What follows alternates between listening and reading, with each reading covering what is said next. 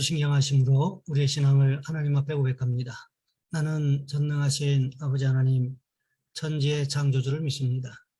나는 그의 유일하신 아들 우리 주 예수 그리스도를 믿습니다. 그는 성령으로 잉태되어 동정녀 마리아에게서 나시고 본디오 빌라도에게 고난을 받아 십자가에 못 박혀 죽으시고 장사된 지 사흘 만에 죽은 자 가운데서 다시 살아나셨으며 하늘에 오르시어 전능하신 아버지 하나님 우편에 앉아 계시다가 거기로부터 살아있는 자와 죽은 자를 심판하러 오십니다. 나는 성령을 믿으며 거룩한 공교회와 성도의 교제와 죄를 용서받는 것과 몸의 부활과 영생을 믿습니다. 아멘.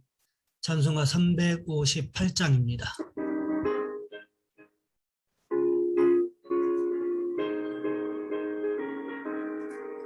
주의 진리 위해 십자가 운지 하늘 높이 들고서 주의 군사 되어 용맹스럽게 찬송하며 나가세 주 예수만을 위하여 목숨까지도 바치고 싸움터로 나가세 원수들이 비록 강할지라도 주의 군기 붙잡고 주의 군기를 위해 용기 다하여 분발하여 싸우세 나가세 주 예수만을 위하여 목숨까지도 바치고 싸움터로 나가세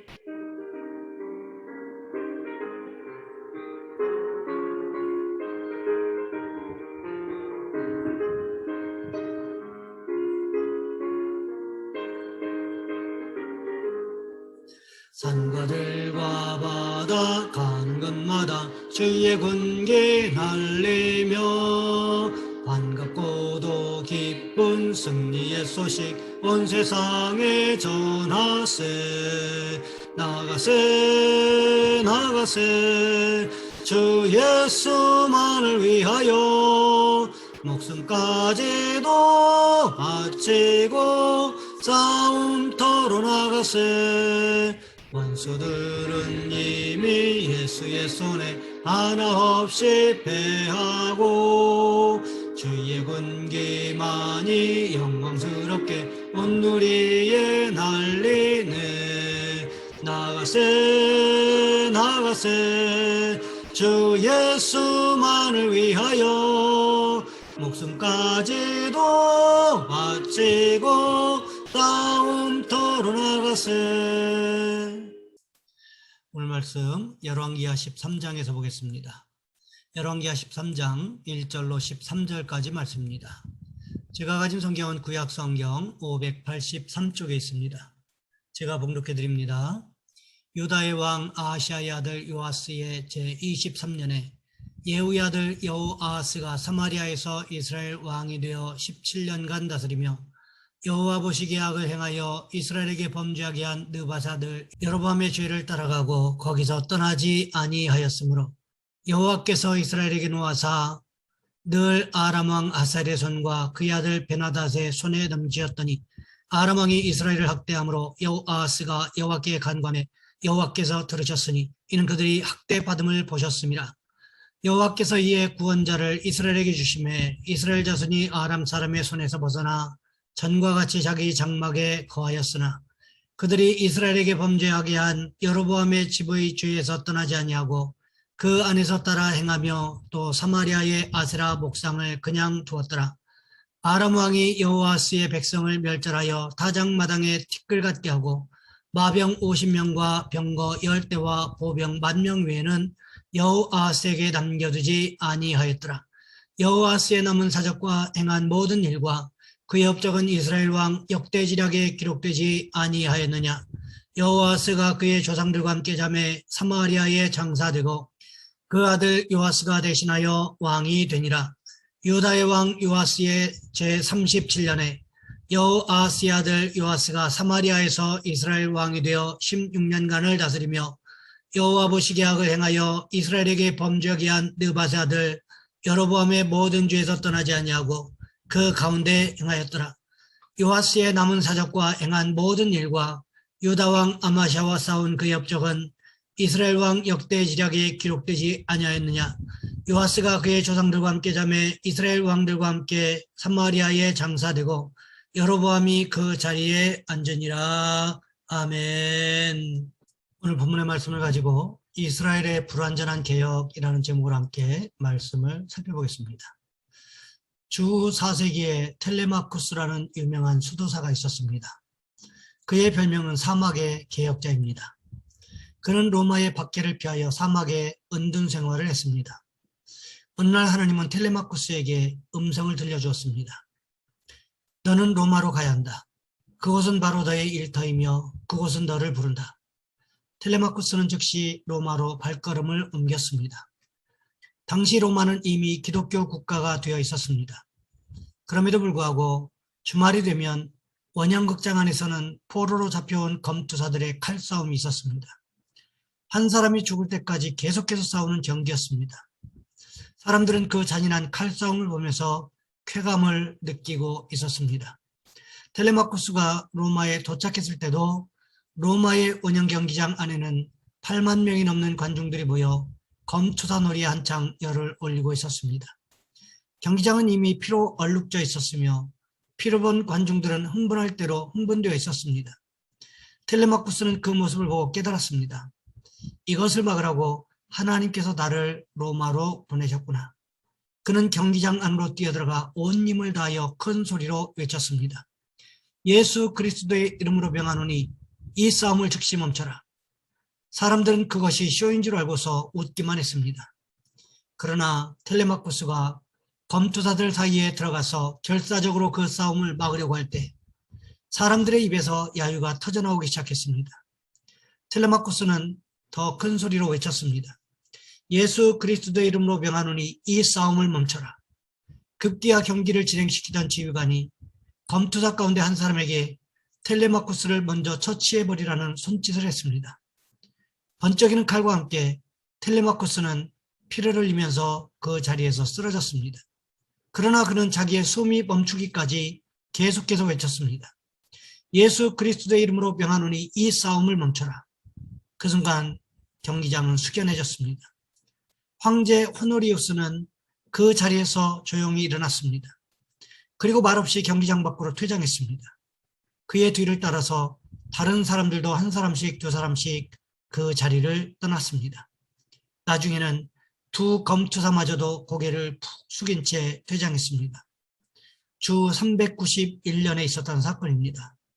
이 사건을 계기로 해서 로마에서는 더 이상 검투사들의 경기가 두 번 다시 열리지 않았다고 합니다. 어쩌면 이것이 그리스도인을 통한 개혁의 모습이 아닌가 하는 생각이 들었습니다. 오늘 본문에도 보시면 북왕국 이스라엘에서 종교개혁이 일어나는 상황이 기록되어 있습니다. 오늘 본문 1절 말씀을 보시면 이렇게 기록하고 있습니다. 유다의 왕 아하시아의 아들 요아스의 제23년에 예후의 아들 여호아하스가 사마리아에서 이스라엘 왕이 되어 17년간 다스리며 요아스 제23년에 예후의 아들 여호아하스가 사마리아에서 이스라엘 왕위에 오르게 됩니다. 그때 남왕국 유다에서는 무슨 일이 있었습니까? 요아스 왕이 성전세와 자원하에 드리는 예물을 가지고 성전의 퇴락한 곳을 수리하라고 명령했음에도 불구하고 여호야다 대제사장과 제사장들이 수리하지 않는 일이 생기지 않았습니까? 그 해에 예후의 아들 여호아스가 사마리아에서 이스라엘의 왕위에 즉위하게 되었는데 몇 년을 통치했습니까? 17년을 통치했다고 성경이 기록하고 있습니다. 그런데 예후의 아들 여호아스가 이스라엘을 어떻게 다스렸습니까? 오늘 본문 2절 말씀을 보시면 여로보암의 죄를 따라갔다고 기록하고 있는데 여로보암의 죄라고 하는 것이 무엇이었습니까? 단과 베들의 황금 송아지 우상을 세워두고 숭배하는 것이었습니다. 그런데 하나님께서 어떻게 하셨습니까? 우상 숭배를 일삼고 있는 이스라엘에게 진노하셨다는 거지요. 그래서 어떻게 했습니까? 아람 왕 하사엘과 그의 아들 베나닷의 손에 넘기셨다는 것입니다. 그러니까 아람이라는 나라가 대를 이어 이스라엘을 쳐 들어온 것입니다. 그러자 여호와하스가 어떻게 했습니까? 오늘 본문 4절 말씀해 보시면 이렇게 기록하고 있습니다. 아람 왕이 이스라엘을 학대함으로 여호아하스가 여호와께 간구하매 여호와께서 들으셨으니 이는 그들이 학대받음을 보셨습니다. 사람이 복을 받으려면 복을 받을 만한 행동을 해야 되지 않겠습니까? 여호아하스가 아람의 침공으로 힘든 일을 계속 당하게 되니까 어떻게 했습니까? 황금 송아지를 그렇게 최선을 다해서 섬겼는데도 아람의 약탈과 수탈에서 벗어나지 못하게 되니까 이번에는 하나님께 간절하게 구하기를 시작했다는 거지요. 하나님께서 여호아하스의 목소리를 들으셨다는 것입니다. 그뿐만이 아니었습니다. 아람에게 학대받는 이스라엘의 모습을 하나님께서 지켜보고 계셨다는 거지요. 그래서 어떻게 합니까? 오늘 보면 5절 말씀해 보시면 이렇게 기록하고 있습니다. 여호와께서 이에 구원자를 이스라엘에게 주심에 이스라엘 자손이 아람의 손에서 벗어나 전과 같이 자기 장막에 거하였으나 분명한 것은 여호아하스의 신앙에 문제가 있다는 것입니다. 조금 전까지 황금 송아지를 섬기던 사람이 급하니까 하나님 앞에 기도한 것이지 하나님을 온전히 믿고 의지해서 기도한 것이겠습니까? 그런 것은 아니었다는 거지요. 그럼에도 불구하고 하나님께서 여호아하스의 기도를 들어주셨다는 것입니다. 한 구원자를 보내셨다고 했는데 성경은 그가 누구인지에 대해서 명확하게 기록하고 있지 않습니다. 여호아하스와 이스라엘 백성들이 하나님은 온전히 믿은 것도 의지한 것도 아니지만 하나님께서 어떻게 하셨습니까? 한 구원자를 보내주셔서 아람의 손에서 벗어나 평화로운 일상을 회복했다는 것입니다. 그러면 무슨 일이 있어야 합니까? 이제부터 여호와 하나님을 잘 섬기는 모습이 있어야 하지 않겠습니까? 그런데 항상 문제는 어디에서 일어나는가 하면 편안할 때 일어난다는 것입니다. 편안하면 기도도 하지 않고요. 편안하면 하나님의 말씀이 귀에 들어오지도 않습니다. 편안하면 딴 생각하게 되어 있는 것이 사람이더라는 거지요. 그래서 어떻게 됩니까? 오늘 보면 6절 말씀해 보시면 이렇게 기록하고 있습니다. 그들이 이스라엘에게 범죄하게 한 여로보암의 집에서 떠나지 아니하고 그 안에서 따라 행하며 또 사마리아에 아세라 목상을 그냥 두었더라. 여호아하스가 이번에는 무슨 일을 했습니까? 자기 아버지 예후가 바알의 산당을 헐어버리고 아세라 목상을 도끼로 찍어 불태워버렸는데 오히려 아세라 목상을 사마리아에 두는 일을 했다는 것입니다. 생각해 보시기 바랍니다. 여로보암과 같이 황금 송아지를 섬기는 우상 숭배의 문제 때문에 아람이 계속해서 쳐들어오는 고난을 당했습니다. 그래서 하나님 앞에 기도함으로 인하여 문제가 해결되었습니다. 그런데 아람의 침공의 문제가 해결됐다고 다시금 여로보암의 길로 가고 즉 황금 송아지를 섬겼을 뿐만 아니라 그것도 부족해서 아세라 목상까지 끌어들였다는 것입니다. 왜 이렇게 되었을까요?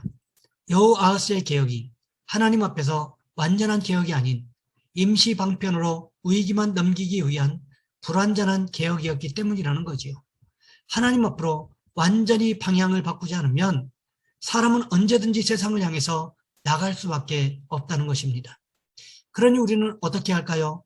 날마다 하나님을 향하여 우리 인생의 방향을 바꾸는 축복이 있으시기를 주님의 이름으로 부탁을 드립니다. 이 시간 우리 한 목소리로 함께 기도하겠습니다. 하나님, 우리는 우리 인생의 방향을 날마다 하나님을 향하여 정할 수 있도록 도와주시옵소서.